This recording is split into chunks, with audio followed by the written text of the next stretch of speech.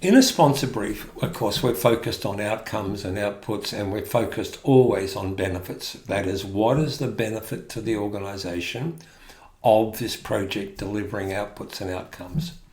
So it's very easy to simply focus on that positive, the benefits. But our experience overwhelmingly is that projects aren't neutral. They're not, zero sum. If there's wins, there's possibly downsides for certain stakeholders as well in a project being successful.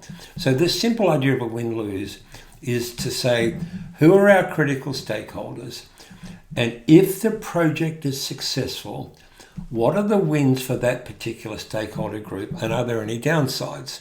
So in the little case study we've been using in these videos, remember, we've got an outcome that we're going to attract new clients. That's the sponsor's primary outcome.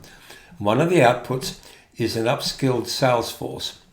So we then take a moment to look at that particular sales force group and say, okay, if we've upskilled them, what are the positives, the wins, and are there any losses? And in the example we've got here, one of the wins for the upskilled sales force is they're going to require higher skills. It's going to be a lot more interesting a job because they need more skills. But there's a loss potentially, which is that for certain existing Salesforce people, they may not either have the competency or the desire to be upskilled. So that's a potential downside, a potential loss. And it's important to note that losses can be actual, they're real, or they can be perceived. Another example is the new job's going to have a lot more variety for the people. But again, to make sure that things are systemic, and because the job's more complex, there's going to be probably less autonomy.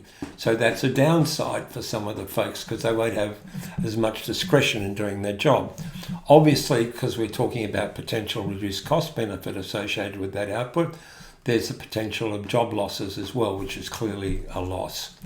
So you can get the idea that very simply scanning through, you can say, okay, some stakeholders may not be as positive about the project as we'd expect, because while there are wins, they're also seeing these losses. And unless those losses are talked about, they become what's called a hidden agenda, which further distances the project from the stakeholder.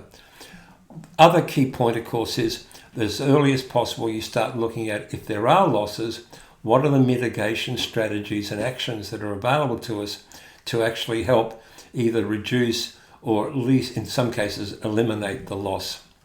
And that's where your change management experts come in to help you, because that's one of the key focuses of change managers, is to help people navigate through those wins and navigate through the losses as well.